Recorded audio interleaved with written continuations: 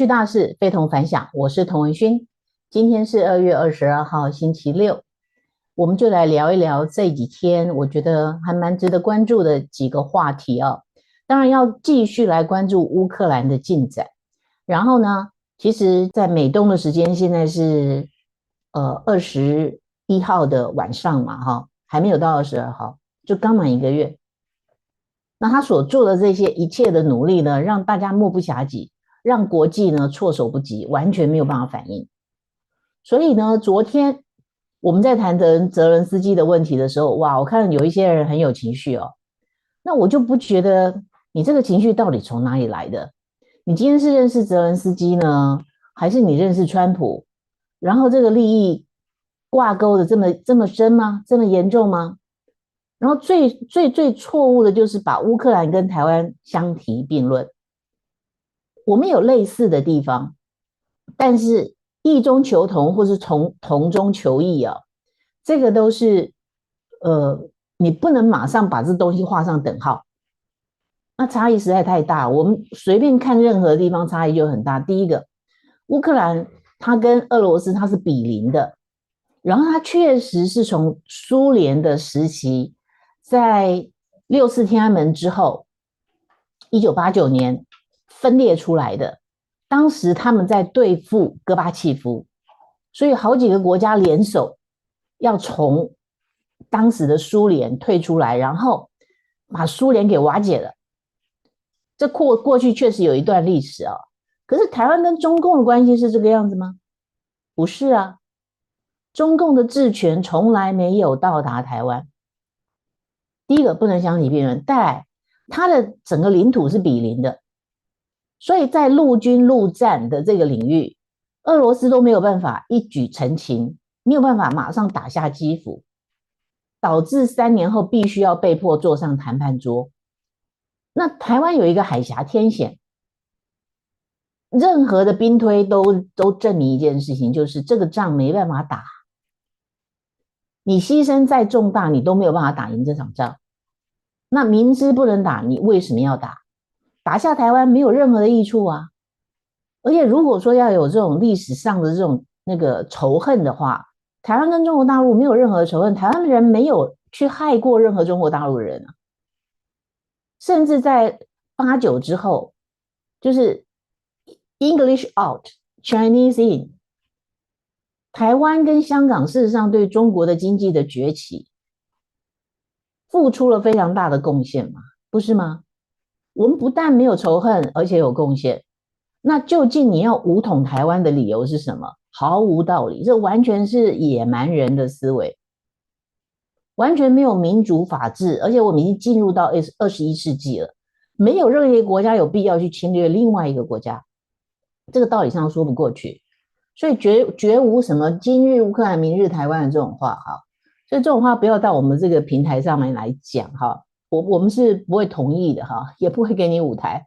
那我说过了，通常呢，大家都有机会可以各抒己见，可是你如果是情绪化的，然后充满偏激哦，甚至有辱骂的言辞，那我们就从此再见哈，我们不适合做朋友，这个就是我的立场。我从来做媒体，我不是为了说我要从这里面得到什么东西，而是我觉得我有一个义务，就像我认为要维持正体字、繁体字的知识含金量，每一个人都有写作的义务。就像我们今天做节目，我认为在有生之年能够做多久都做多久，不见得可以长长久久做下去，但是只要我有一天有时间，我就继续把它做下去，如此而已哈。所以我没有必要接受这些没有必要的霸凌啊！我觉得人要保持健康哦，必须要跟这些神经病保持距离。好，所以呢，昨天有关于泽伦斯基的这个问题，那抱歉哈，因为家里有猫，所以猫毛有时候会造成过敏。OK， 好，那昨天泽伦斯基这个问题哈，其实有一些人，我看到有一些意见，就是说，哎，究竟是不是他们两个在唱双簧？他们不是真的吵架。那我不认为他们是在唱双簧哈。理由是什么呢？理由是他们确实有真实的矛盾存在，不是吗？就在川普的上一任，他正在跟拜登选举的时候，他曾经要求，那时候还有通乌门呢，他要求乌克兰，当时总统就是泽连斯基啊，要求他说，你把拜登儿子的杭特的这个问题把它揭露出来，结果泽连斯基不配合啊。那在电话里面他要求的事情，这件事情还被披露，然后导致川普后来被弹劾，所以双方的关系紧张，这是真的，这是真的存在，这不用演。川普不喜欢泽连斯基也不用演，泽连斯基在夹缝中求生存，他有点那个滑头，这个也是真实的。好，然后他本来就是一个喜剧演员，所以他很能演，这个大家都没有必要，就是这个不是在污蔑他，就是说他真的很能演，就这一点大家不要怀疑。好，所以呢，他们之间这种互相的攻击，比如说川普说他这个根本没有不受欢迎，他没有支持度，然后他是一个没有经过选举的独裁者，然后指控他滥用美国的援助，试图让美国卷入俄乌战争，这都是真的啊。那泽连斯基反攻说川普是活在假讯息的空间，这也是真的啊。那谁活在假讯息的空间？我认为全世界最不可能活在假讯息的空间有两个人，一个就是川普，一个就是伊隆马斯克，因为他们掌握了这么好用的一个 AI， 他们怎么有必要活在假讯息里面？没有。尤其过去一年的整个选举的过程，你看到这么多的假的民调，然后每一次假民调出来，有人去问川普，川普就说我看到的民调跟你不一样啊。可是平心而论，当你当时看到川普说我看到的民调跟你看到的不一样的时候，你相信川普吗？你不相信吧？或者你相信的比例很低吧？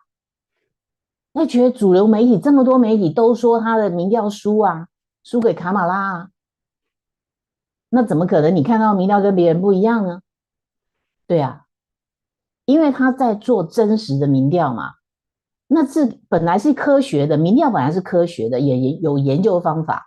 那你为了要去让大家被你左右你的选举行为、投票行为，所以做出假的民调来，这个不止美国啊，台湾也做过很多错误的示范呢、啊。这个就是为什么总统制的国家最好是2轮投票，假民调就一点用都没有了。第一轮投票投出来，很明显的就是一个民意的彰显嘛。那第2轮绝对可以投出一个过半的总统，你就不会产生一个少数总统。但因为美国是2党制，它是一个坚定的2党制，所以呢，它比较不会有没有过半总统的机会。因此，它没有必要2轮制。可是世界上是总统制的国家，几乎都是2轮投票制，只有美国不是。好，台湾也跟着不是，台湾凭什么跟着不是？你不想要少数总统，你不想要内部的这个政治斗争的话，2轮投票是非常容易做的，一点也不会劳民伤财。你与其后面在那边吵了半天，你不如2轮投票。你今天还在搞什么大罢免，有什么用？真的应该要做的事情不做，去搞什么大罢免，到最后下场一定会很惨。莫言这个言之不预哦，呵呵，到目前为止我们讲的都是对的。为什么？因为你只要根据事实来判断，你不要被情绪左右。好，那昨天我有看到，就是说，是不是真的是假的吵架呢？固然啊，在政治的领域，公开争执有时候可能是一种策略性的一个做法，移转公众的注意力啊，掩盖其他的问题呀，或者移转，比如说俄罗斯的注意力。然后双方就透过这种公开喊话来达到一些政治的目的。那可是泽伦斯基跟川普他们的矛盾是有历史的脉络的，所以呢，这些矛盾并不是假的，而且他们立场确实存在差异。川普身为美国的总统，他当然是以美国利益为优先，反之，泽伦斯基身为乌克兰的总统，他当然要以乌克兰或个人的利益为优先，不是吗？所以以公开的这种对话，互相攻击的程度之激烈啊，这看起来不像演的。好，然后接下来我们也可以做一个揣测，就是说，因为这是最新的消息哈，截至目前为止，川普已经公开的说了，就是泽连斯基已经同意，就是签署稀土的协议，跟美国来共同开发，而共同开发稀土哦，对乌克兰其实没有任何的损害。第一个，你现在没有能力开发，你有3个事情要做，第一个停战。第二个，保持永久的和平，对不对？第3个，你要复活经济嘛。3个事情没有美国参与，你什么都做不到。好，要停战，停战很容易啊，但是要保证以后俄罗斯不会再打你，那谁有办法做到？你要把美国的美军部队绑进来，最好的绑法就是我现在有一个共同开发的稀土的利益啊，这是美国利益。然后呢，我派军队驻守在这边啊，没有问题啊。再来就是，如果乌克兰再被这个俄罗斯攻打的话，乌克兰不加入北约，可是如果你再次攻打它，自动生效，自动让乌克兰加入北约，那等于是北约全部的成员就一起打俄罗斯嘛。这是保持和平的最好的方法啊。你今天直接把乌克兰绑进来北约，与其如此，你还不如去弄一个自动生效的一个协议在那里，不是吗？你绑进了北约，俄罗斯跟你没完没了的打，这对全世界都不是好事，对于欧洲也不是好事。然后我们就最终的目的就是要限制核武，坐下来谈判，让俄罗斯也签字，然后接受检查，让中国也签字接受检查。没有人要去侵略别人啊！这3个国家对于彼此的土地有野心吗？看不出来啊。那你为什么要一直不断的制造核武，停不下来？然后做了还不能拿出来用，开什么玩笑？核武做的时候拿出来用，那只是恫吓而已嘛。那这么愚蠢的事情，为什么要持续的延续下去呢？我们为什么不把这些钱省下来？对不对？所以第一个，怎么样保证乌克兰从此不会再被卷入战争？唯有美国做得到嘛？那稀土本来就是藏在地底下啊，谁知道你是不是真的有稀土的矿藏？到时候挖不出来呢，是不是？而且埋在地底下，与其埋在地底下，你还不如把它挖出来啊！你可以换取你后来开发的，重新建立你的经济，重新整顿，然后又有美国当买保单，那这个另外一种保单嘛，台湾也应该要买保单啊，这有什么错？我看不出来这有什么任何的问题啊。所以军事的支援、经济的援助，这个和平的谈判，这全部都是绑在一起的啊。那美国有什么理由？就是说，那远在天边的，这是你们欧盟的事情啊，你们欧洲的事情啊，为什么是我出钱、我出力？没有道理。作为美国总统，他没有办法对于美国人交代嘛。所以这个我们昨天讲了，我认为到今天为止，我认为我判断没有错啊。泽连斯基比较有大头症，他根本没有多少谈判的筹码，他觉得他在那边自己也跑到沙烏地阿拉伯，然后他就可以参与谈判，人家根本不把你要上谈判桌，为什么？因为这个阶段是美国跟俄罗斯要重建，他们要坐下来谈判的这样一个平台，他们谈的更多的是俄罗斯跟美国将来要怎么合作，那目标就是要对付中共嘛。乌克兰不过是其中一个议题而已，你是不是真的要和谈？然后我们再进入下一个阶段。你这个时候你吵着闹着说你也要坐在那个桌子上，人家谈的又不是你家的事，你坐在桌子上干什么？然后不遂你的意，你就说你要去跟中共，要把中共拉进来，要如何如何，那只会让人家更厌恶而已嘛，这是不对的。今天不管怎么样，泽连斯基以一个法律人，然后进入演艺圈，然后他这么年轻当了总统，又承担起这样的一个这么大型的，就是二战之后最大规模的一场战役吧。已经很不容易了。我们也在一定的程度，我们应该要肯定他。可是很多的美国的军援到目前为止交代不清，这个我相信川普绝对不会放手，他绝对会调查清楚。你既然说美国援助你1700多亿，只有700多亿有到，有1000亿不见了，哎，这是多少钱啊？当然要把它追回来啊，那我们就可以看到更多的真相。所以国际圣人政府的沼泽会完全被抽干。好，昨天还有一个议题，大家怎么谈？他说，川普去要求泽连斯基现在要改选，这是强人所难啊！而且他是因为他有戒严法啊，每90天需要经过乌克兰的国会要重新审查嘛，然后就可以无限期的一直延长下去啊。只要这战争一直打，他就没有办法选举，因为他没有戒严法。这么容易骗吗？台湾有戒严法之后，我们发生什么事？万年国会，对不对？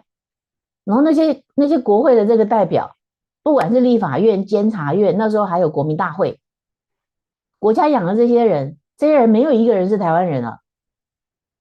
万年国大代表享有这么多的福利，然后小孩还可以2代接班，完全没有公义。所以今天泽文斯基的情况跟当时蒋介石的情况是不是很像？然后那时候是不是杜鲁门说的，说他们全家都是贼，美元到最后怎么样，落到他们家族的口袋里面去了嘛？这跟泽文斯基现在面对的指控是不是很像？一模一样啊。所以美国对这种事情很有经验啊。他们固然可怜乌克兰的人民，他们固然同情当时的台湾的民众，或者同情中国大陆陷入内战的民众，他们也救援了不少人。可是这不代表他要去支持一个独裁的政权啊。所以我们能不能从历史得到教训？那你说戒严，那还要经过国会代表啊，那个国会的同意啊？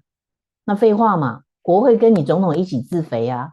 用台湾的情况不能够想象出来吗？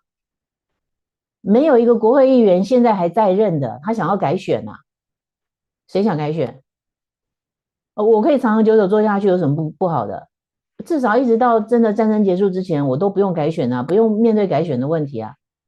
现在改选未必有利啊，所以既得利益者自己表决，自己不用改选，那就是独裁啊。这有什么？这有什么难以理解的？怎么这么好骗呢？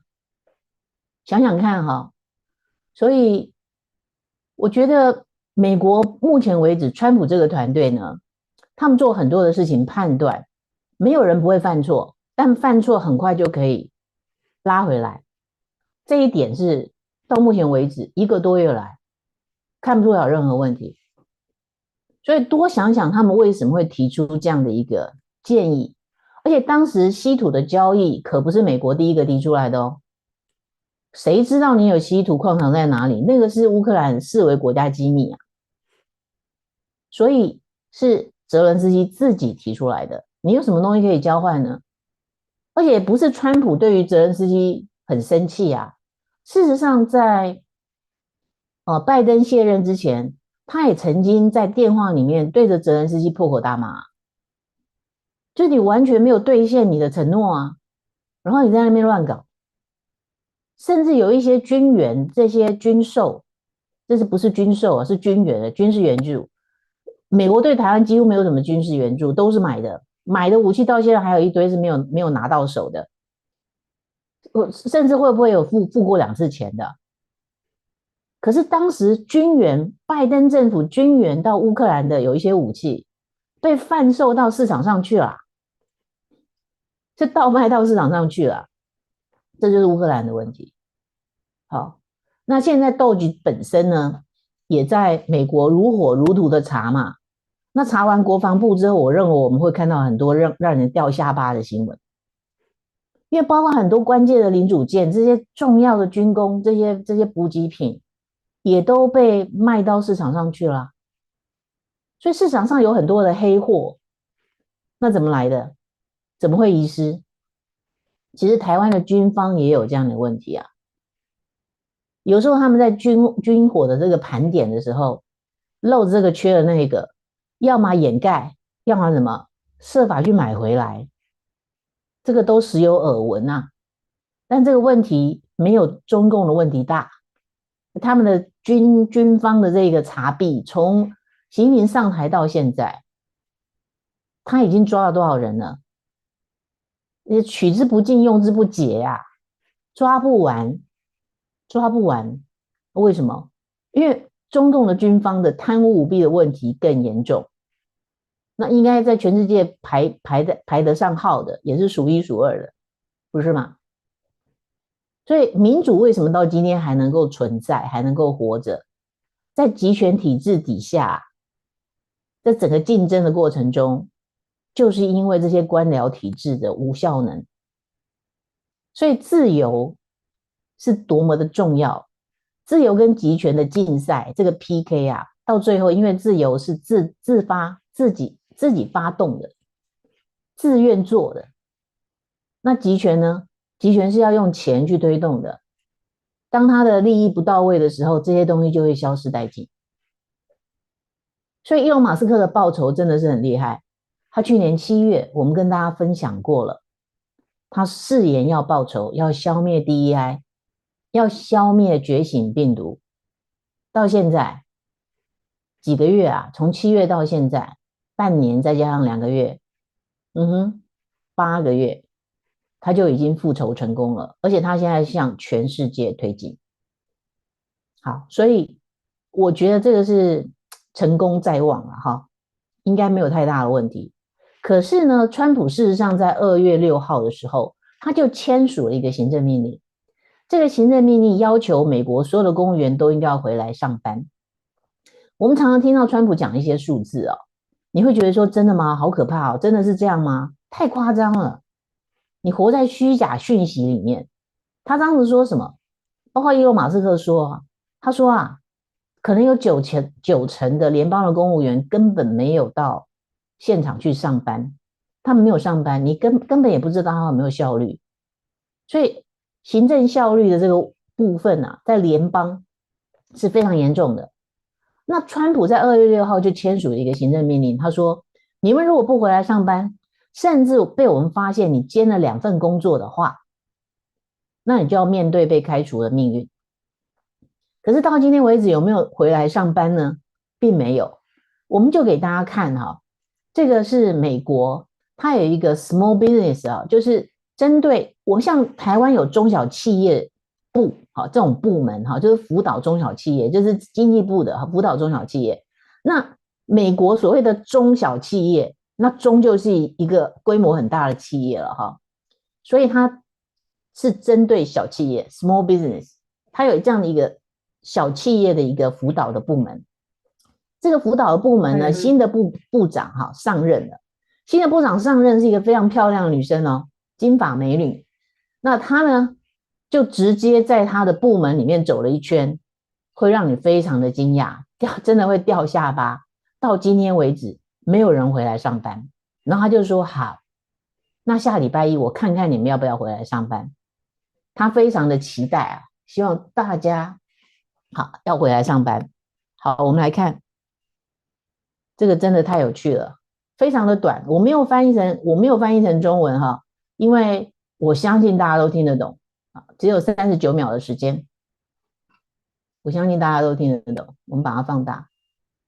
Everyone, Kelly Leffler. It's my second day here at the SBA. I could not be more excited to be here. So I thought I'd take a walk. And what I found is that exactly what's been said is true. About 90% of our employees are working from home. Well, that ends Monday with President Trump's order to return to work. It's a tremendous waste of taxpayer dollars to be paying for people and offices that are not showing up for work. So what we're going to do Monday morning, be back in the office, just like our small businesses that we serve every single day, that work for us 7 days a week. We're going to be here working for them. 好，是不是很有趣？听不懂是不是？他讲的很简单，他说我是 Small Business Administration 我是美国小企业的辅导处我是新的部长，然后很高兴，我迫不及待想要这个开始工作。那让你看看哈，我们这个部门呢，这个传言果然是真的。我们这个部门呢，有90%的人根本没有回来上班，可是没有回来上班，那个电啊照样开着，暖气照样开着，夏天照样开着冷气，这是一个双重的浪费。然后因为没有人在上班，所以也没有辅导这些小企业。可是这些小企业呢，他们是每一天1个礼拜7天都在服务我们，对不对？他们要开业啊，他们要店铺要打开啊，才有办法服务大家啊。早餐店啊，咖啡店啊，这都是 small business 啊。甚至有一些卖 grocery 的这些杂货铺，是不是？他们都在为国家服务，可是我们却没有服务他。90%的人没有回来上班，这样联邦当然会倒嘛。怎么长期以来养了这么多冗员呢？而且啊，你现在如果看到有人在上班，那通常是临时雇员，真正应该要回来上班的人没有上班，然后找临时雇员来充数，所以他根本没有效能。然后去上班的人也学不到东西。照理说，公务人员一代传一代，那就可以把工作做好，对不对？有经验啊，培养下一代啊，结果不是。所以看到这样的影片，你当然会掉下巴。有任何一个国家是这样上班的？当然有啦。好，或者你看到他那边上班，他人在那里，心也不在那里，甚至还在那边煮火锅的，也有这样的部门啊，或者在那边泡茶的啊。像台湾警察的人数就太多了，然后他们常常在警局在那边泡茶。那当然，台湾警察的工作项目也非常的杂，不是吗？什么东西都得做，这个都必须要重新再做盘整。好，所以我非常的期待，就是斗局这个事情是不是可以扩大到全世界？而我认为川普不会停下脚步，就像我们刚才开篇的时候讲，要退出联合国啊，他目的是要把联合国奉送给中共吗？不是啊，他要排除中共，另外建一个联合国，目的是这样子，所以让这个世界会更正常。所以很多的问题呢，我们可以看它一步一步解决。那要抽干深层政府的沼泽，抽干美国是第一步，那全世界的深层政府的沼泽就会跟着被抽干了。那没有钱，这些人，这些所谓的 NGO 假的这些 NGO 满嘴仁义道德这些伪君子，自然就会分崩离析，鸟兽散。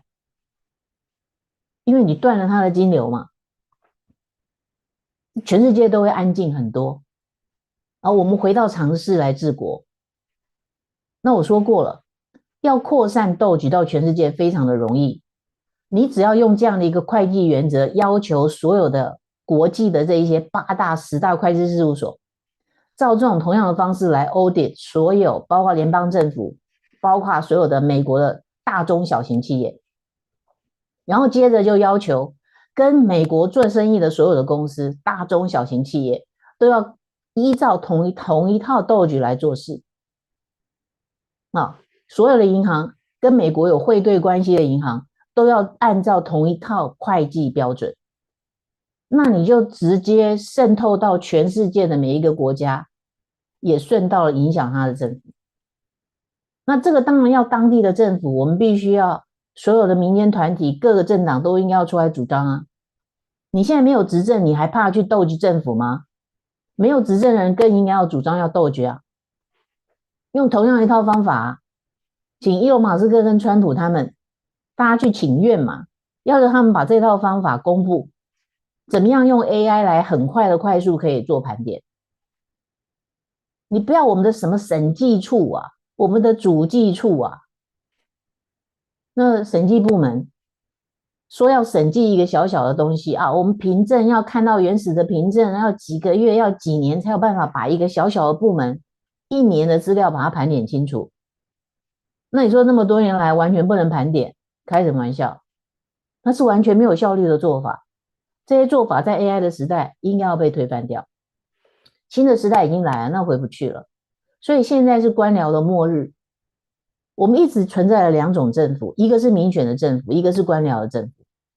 民选的政府让我们误以为我们是民主的国家，可是官僚政府的存在，事实上告诉大家，它是一个官僚的体制，它从来不是民有民主，它不是民有民治民享的民主共和国，它不是 democracy， 它是 bureaucracy。这个事情已经翻过一页了，从美国带头，我们跟着走就对了。OK， 好，所以今天跟大家分享的这几个事情哈，周末嘛哈，我觉得最棒的就是看到川普已经开始在执行这个联合国，美国如果退出联合国的话，我觉得对台湾绝对是一个大好事。这个也代表就是说，川普现在在改变台湾的国际地位的这个过程，这个方向非常的清楚，然后他带着日本开始做。那日本当然是对于台湾最友善的，而且日本为了要防御自己，他一定要结合台湾这个第一岛链，才有办法把自己的利益保护好。所以不只是美国要优先，日本也要主张日本优先，台湾要主张台湾优先。我们把本位主义守好，你才有办法去兼顾国际的公平正义。你不要说我们就兼顾国际的公平正义，每天讲天边的彩虹，可是你的本位主义没有做好。本位主义不是我不尊重别人的本位主义，你要先把自己的本分做好。每一个国家都把自己的国家治理好，没有贪污舞弊，这当然是天下太平了嘛。你说个人至少门前雪，莫管他人瓦上霜啊，你至少门前雪要先扫好啊。然后如果别人的瓦上霜没有处理好，那关键就是那个国家出了问题了嘛。那你就应该要接受别人来协助你啊，协助你的人不能想要去吞并你的国家，或者是去诈骗你。那现在 AI 的时代，要诈骗也不是那么容易。好，所以包括美国整个在川普选举成功当选之后呢，到现在他所承诺的事情一步一步兑现了哈。那当时其实有媒体问过他，就是你会公布一些关键的资料吗？比如说，甘乃迪他枪击案的这个真相，他说他会公布，他倾向会公布。然后刚才我看到有人讲到哈波斯坦的这个名单，他也说了，如果真的有这个名单的话，他也倾向这个哈波斯坦名单应该要公布。那我当时看到这两个事情的时候，就觉得说，哦，你是冒着生命危险在做这个事，可是没有想到他的斗局比这两件事情还要严重100倍。可是他连斗局都做了，他有什么事情不敢做？退出联合国，相对之下是一个势在必行的，恢复国际正义势在必行的事情了哈。所以其实这几天呢，我们有在讲，那接下来要做什么？假设我们可以进一步的推演，甚至去问 Grok 兵推一下，就是当中东的问题解决了，伊朗的问题解决了，看起来很快了哈。再来就是乌克兰问题解决了，那整个欧洲就平静了，那中共的问题当然就浮上台面了嘛。剩下一个威胁全世界的安全的，就是中共了。那他现在经济不行呢，你讲的国进民退，连过去台湾支持他的这些蓝媒啦、红媒啦，都不支持习近平了，是跟天借胆。你还有很多利益在中国，你竟然就已经开始做唱衰他哦！你现在在跟名气见面没有用，我讲的就是 TVBS 方念华的节目，你敢这样做，可见的整个风向已经完全改变。那好，剩下就是中国问题要怎么解决吗？那现在呢，这个川普他的国务院啊，把他跟中国的关系微调了一个非常重要的关键的名词，就是以前他讲中华人民共和国中共，现在他讲 China， 你说这有什么差别？差别可大了。它是一个非常细腻的非常有趣的一个转变。我的解读是，他已经不承认中共这个政体的真实的存在，他用一个地理名词概括的称呼中国，就像过去历朝历代中国的历朝历代，对不对？汉唐元明清啊，这样下来历朝历代，你可以用一个后来产生的一个名词叫做中国来统称这样一个地理名词的朝代。所以中华人民共和国在川普的心目中根本就是一个什么样的政权呢？根本就是一个不应该存在的虚伪的政权，没有任何民意基础。他连泽伦斯基没有改选都说他没有民意基础，他是一个集权，他是一个没有民意基础的集权。你认为同样标准，他心里怎么想中共？所以国务院悄悄把中华人民共和国改成中国，你以为这是随便做的吗？当然不是，进可攻，退可守。好，问题是中国内部也不是铁板一块，他们并不是每一个人都支持习近平啊。可是他现在是党主席，你怎么样跟他唱反调？没有办法跟他唱反调，你跟他唱反调，你就冒着身家性命的危险。可是一直有一个声音出来，我们听到的声音是说，可能中国应该要先把像广东广州、广东一个省嘛，再来福建，把广州跟福建、广东跟福建交出来，交给谁？直接做一国两制，不是台湾派人去帮你治理，而是你直接用台湾目前的整个治理的方式，也有民选的制度，然后经济自由，保障私人财产，不是你讲的什么国进民退。那么就这两个 state， 这两个省，国际还可以继续投资，你敢不敢？你敢不敢把你的其中的两个省做一国两制的运作？甚至把香港也包括进来啊！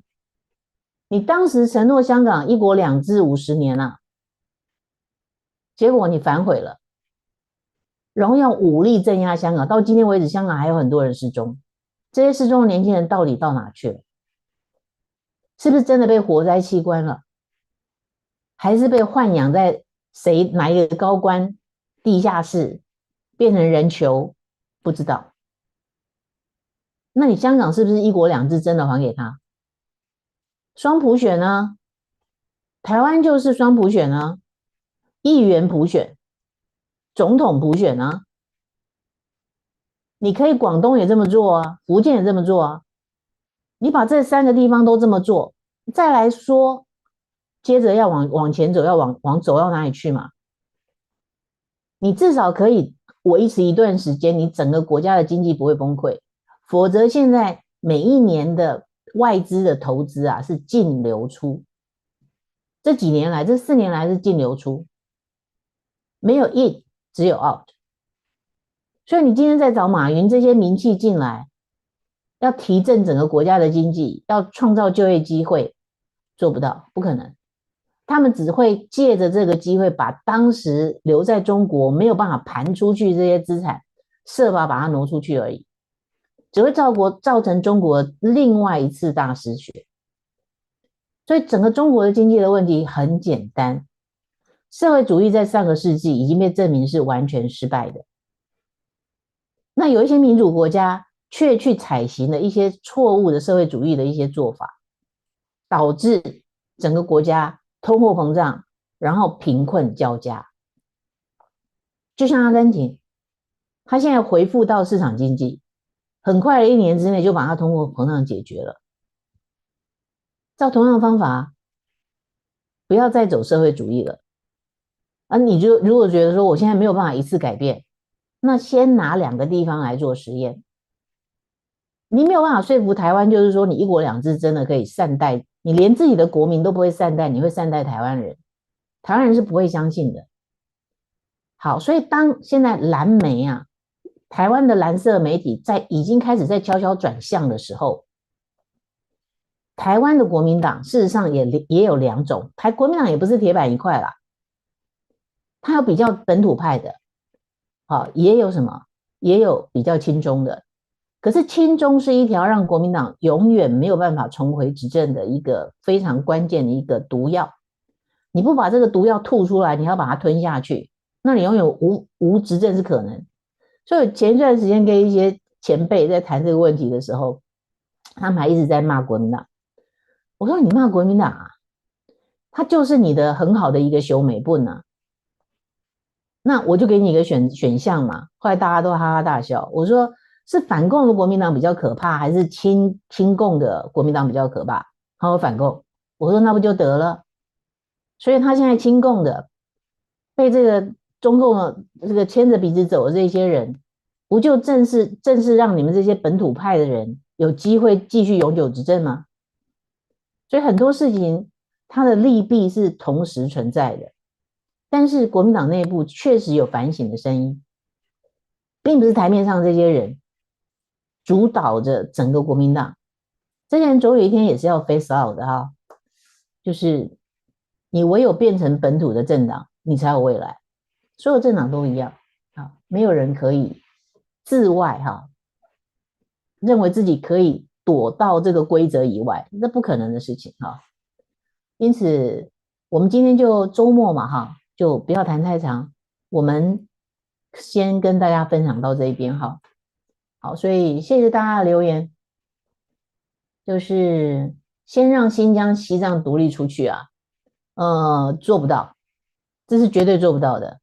但是一国两制是目前中共的高层也愿意试试看的，当然这个人不是习近平，美中还是有一些对话的管道了。好，所以目前有这样的一个说法，这样一个趋势，我也是听到这些讯息的时候，我觉得蛮新奇的，也许可行啊，也许可行。